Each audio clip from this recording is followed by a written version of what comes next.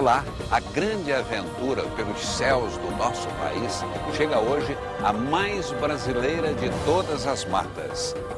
Vamos desbravar a Caatinga, um tipo de floresta que não existe em nenhum outro lugar do mundo. E nesta época do ano, a paisagem seca e retorcida se transforma. Os paredões de arenito ficam cercados de verde. A vida aflora nos quatro cantos do sertão. Nossa expedição vai escalar paredões, chegar ao topo da Caatinga, mostrar o trabalho de pessoas que estudam a fauna e a flora desse bioma tão impressionante. E você vai cruzar os sertões junto com a gente.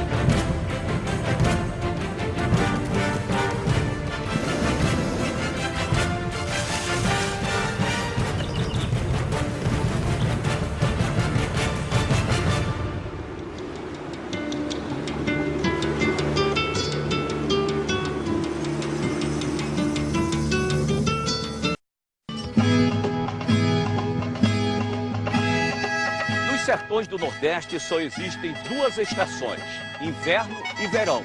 Aqui já começou a chover. A vegetação volta a florescer. A imensidão da Caatinga fica assim, completamente verde. Basta um pouco de água e o sertão vira um mar de árvores. A Caatinga é o único bioma exclusivamente brasileiro.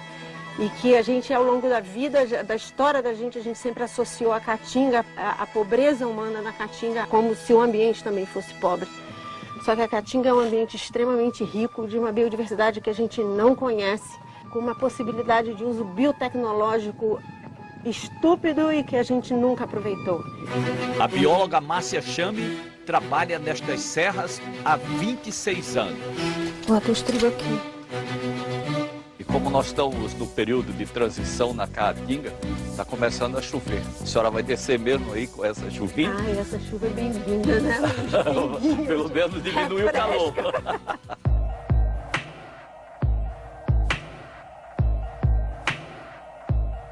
Eu sempre trabalhei com os mamíferos de médio e de grande porte nessa região. Por exemplo? Por exemplo, raposas, os felinos silvestres, onça, veado, os tatus, os caititus, os tamanduás, enfim, ao todo são 16 espécies. Não precisa mais hoje, né, capturar esses animais, porque quais são as áreas de preferência de cada uma dessas espécies dentro do parque. E eu sempre correlaciono as fezes a um dispositivo de informação, como se fosse um pendrive. Como se eu pudesse pegar um pendrive, colocar num computador e ele vai me abrir uma série de coisas. E se eu tiver os programas e a capacidade para poder entender e ler o que ele está me dizendo, eu vou ter um universo de coisas que eu desconheço.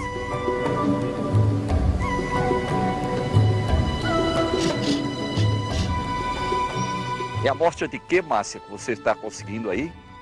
Aqui são amostras de mocó. Normalmente a gente encontra aqui os mocós, os tamanduás mirins, que aqui a gente chama de mexila ou laficho. Essa rocha aqui é uma rocha muito frágil. Além de ser frágil, ela se torna escorregadia aí nesse ponto.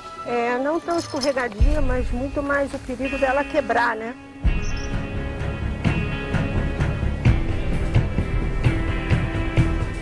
Opa! Machucou? Não.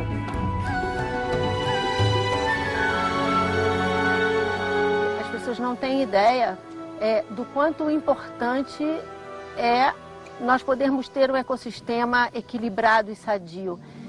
Se esse ecossistema estiver equilibrado com todas as suas espécies, elas criam um efeito de diluição de doenças sobre nós. Então, se esse parque ele tem todas as suas espécies, eu não vou ter um vetor saindo daqui para ir se alimentar das pessoas e com isso transmitir uma doença. Quando eu destruo e eu descaracterizo esse ambiente, eu desloco o vetor de dentro de uma área natural para uma área urbana. e eu acabo tendo problemas de saúde. Aí ele leva malária, leishmaniose. Malária, leishmaniose, doença de Chagas e tantas outras coisas. E aí eu sempre digo que biodiversidade faz bem para a saúde.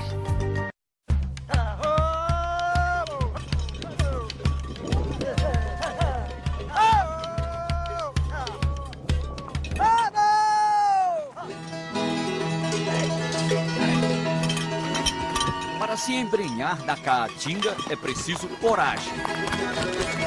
Dodó é vaqueiro dos pontos. Nossa expedição passou por aqui no dia do aniversário dele.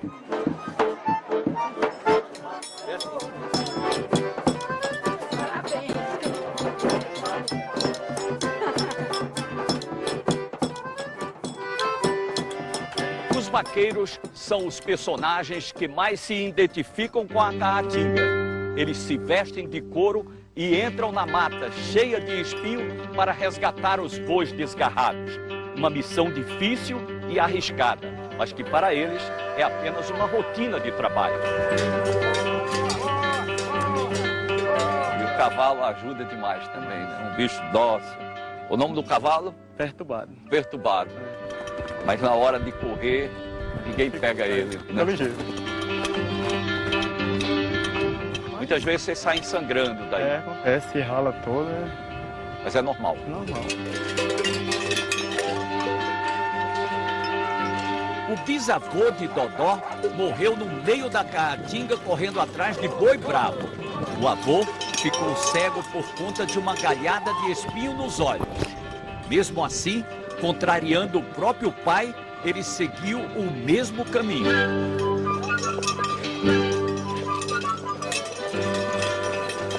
Só nesse período que nós estamos aqui, vários companheiros nossos tocaram nessa árvore aí, que tem demais aqui, e ficaram com dores insuportáveis.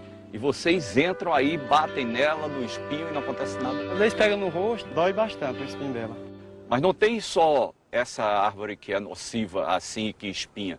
São centenas, olha aí. Espinhos.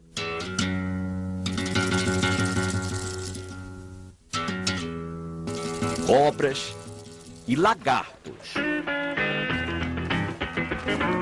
Nessa caminhada, nós vamos acompanhar o pesquisador Arnaldo José, que estuda os répteis nessa região da Caatinga.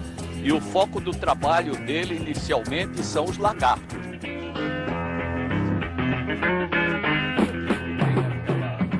Aquela é uma espécie que é endêmica daqui. Uma espécie nova que foi descrita. Aquele bem pequeno. O rabo azul, exatamente. Qual a importância do lagarto no equilíbrio do meio ambiente? Eles são predadores de insetos, então eles controlam essas populações de modo geral. Inclusive, por exemplo, vetores de doenças, como a Aedes aegypti. Pelo estudo que você fez, você já sabe basicamente quais são os maiores predadores dele. A gente já verificou, por exemplo, que essa espécie é predada por primatas. Os macacos vêm aqui e pegam nos paredões.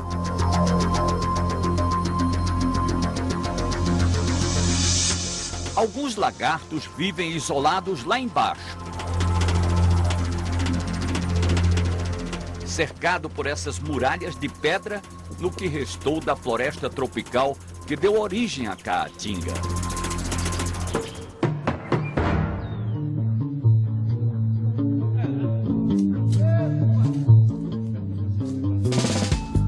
Você vai colocar armadilhas lá embaixo.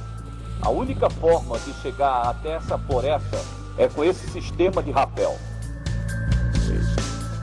Bom trabalho para você aí com as suas armadilhas. O lagarto vai ser interceptado por essa cerca guia. Venho periodicamente verificar, coletar e fazer o trabalho. Vira o rosto. Temos que tomar cuidado ao andar por essas trilhas. Bem perto da Pedra Furada, a pesquisadora do Instituto Butantan, Ruth Andrade, encontrou uma das aranhas mais venenosas da Caatinga. Só existe aqui essa espécie. Eu homenageei a doutora Niede Guidon E, por coincidência, eu encontrei essa aranha nova justamente aqui no local onde ela começou a trabalhar. Então, essa aranha nova... Do boqueirão da Pedra Furada. Tem o nome de Niede Guidoni. Perguntei a ela se ela não se ofenderia por conta do veneno, que é bastante tóxico, e ela ficou bastante feliz. O veneno da aranha, como da serpente e tudo, ele é usado em benefício das pessoas. Isso, a partir do próprio veneno se faz o soro, que é o que a pessoa toma quando ela é picada, e também ele tem propriedades que podem vir a ser medicamentos, né, no futuro. Na Caatinga tem aranhas até no céu. Onde é que você está conseguindo ver? Ah, as aranhas estão vindo aqui. Impressionante. Nós chegamos a menos de 5 minutos, não estávamos vendo nenhuma aranha. A Ruth e a Joyce olharam para ali e disseram, elas vão sair dessa árvore. E olha só, quantas já estão aparecendo. É um comportamento social. Elas vão montar uma teia muito grande, né? São várias teias individuais, conectadas umas às outras e que vai facilitar a predação, né? A captura dos insetos, que é o alimento dessas aranhas. É um processo muito rápido, né? Mais ou menos uma meia hora. Daqui a pouco nós vamos perceber, para a pessoa entender melhor, um enorme lençol, né? Uma espécie de lençol no meio da estrada. 5h30 às 6 horas da manhã, elas começam a remoção dessas teias, para no outro dia elas começarem tudo de novo. A teia gigante ainda não está completa e já tem 6 metros de altura. Mas vocês só estão me vendo aqui do outro lado porque as nossas luzes estão acesas. Qualquer pessoa ou animal que vier por aqui à noite, no escuro, vai cair na teia. E essas aranhas são venenosas. Toda noite, as aranhas fecham a estrada do parque.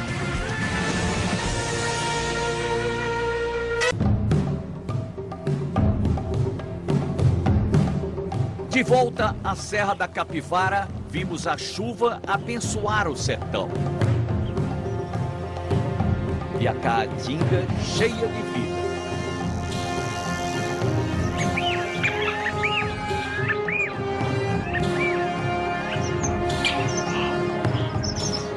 As sementes ficam enterradas até o próximo ano.